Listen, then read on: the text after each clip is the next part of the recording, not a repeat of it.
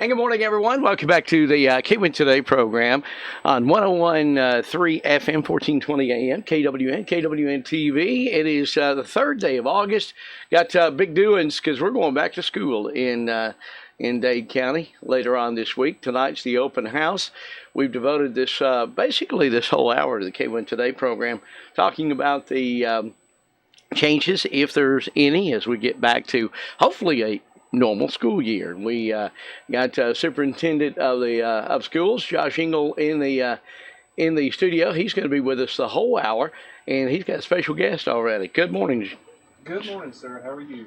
We are doing absolutely fantastic. Good. I'm so glad to be here. Thank you for allowing us to be a part of the full hour of today, and thank you for allowing us to bring each one of our school principals on the show.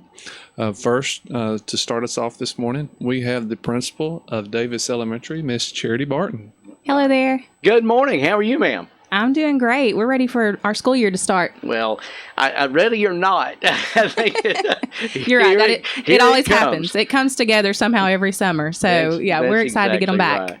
Well, all the Yellow Jackets. What if any changes? And I guess we need to preference this as we go in.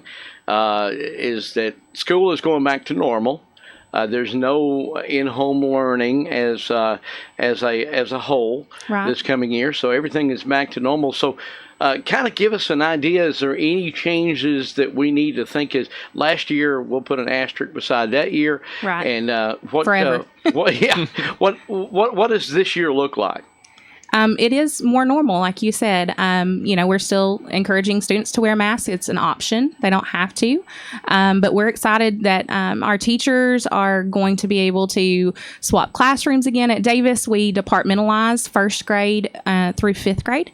So our kindergarten and our pre-K teachers stay with their students all day and teach all subjects. But in first through fifth, we departmentalize ELA and math. And so all of our students transition to different teachers through the day. And we're going to be able to do that again with kids switching classes rather than our teachers. Last year, our third, fourth, and fifth grade teachers spent the year rolling on carts from one room to the next, teaching from a cart. So we're all excited that kids get to move classrooms again and kind of get back to that normal. And I know we're all excited that we're going to get to use the cafeteria for breakfast and lunch again and not eat in the classrooms. So we're pretty excited that things are going back.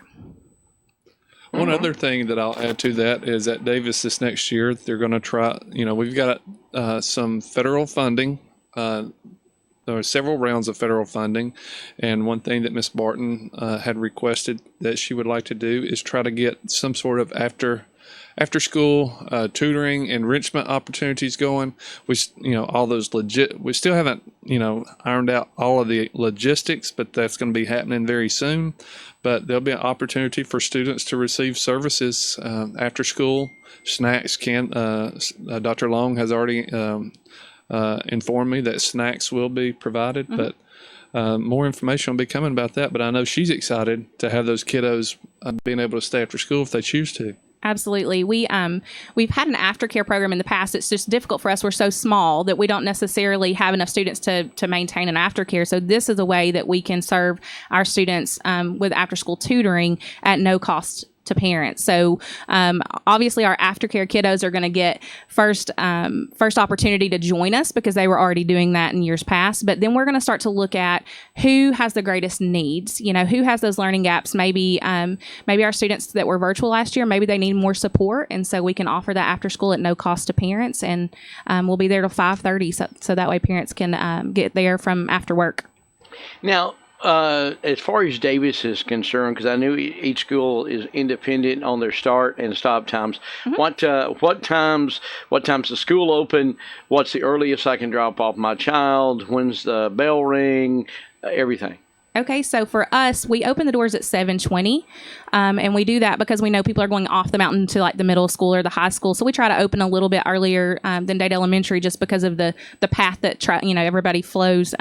So we'll open the doors at 7:20. So buses. That's when they release and come in. Our bell will ring at 8 to get classes started. So everybody will start at 8 o'clock. And then at the end of the day, our pre-K and kindergarten students have the opportunity to leave early. The early dismissal is at 2:40. And then our upper grade students and buses, all buses come later because they travel in Trenton first and pick up kids and then come to Davis. So our last release is at 3:30. So that's a little bit later. That's 10 minutes later than last year. So we'll do 3:30 in time this year in order to get in some extra what we're going to call win time as well. So it's what I need time. So we're going to do that at the end of the day where students move around to enrichment or remediation. So we're going to do some STEM activities. We're going to do 3D printing this year. We have Lego robotics for enrichment type activities. And then we'll have language arts and math remediation for those students who have gaps that we can fill in at the end of the day. So that 3:30 end time is going to give us more time in small group with kids. Well, Ms. Barton, it looks like you're very eager. Sounds like you've got everything in line, and the teachers I know are ready to go, and the folks appreciate the closeness that you've got there at the Davis School and the Davis community. So we wish you a great start. Tonight's open house. What time? So we'll be there 4:30 to 6 tonight. We're very excited to see all of our Yellow Jackets. 4:30 to 6 tonight at Davis. Well, all right. Anything else you want to add? Just one thing that, the first day of school, students get that information packet. You get an envelope and it's filled with all sorts of information.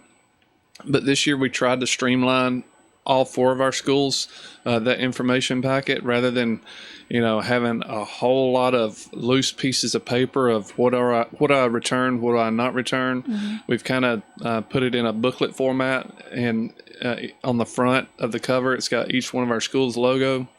And it's, stapled in the center. It's like a book. So all the information that they fill out, once they fill it out, they just close the booklet, stuff it in the envelope, and send it back to the school. So all right. It's going to be very efficient. Sounds good. Thank you very much, Ms. Barton. And we're going to take a break.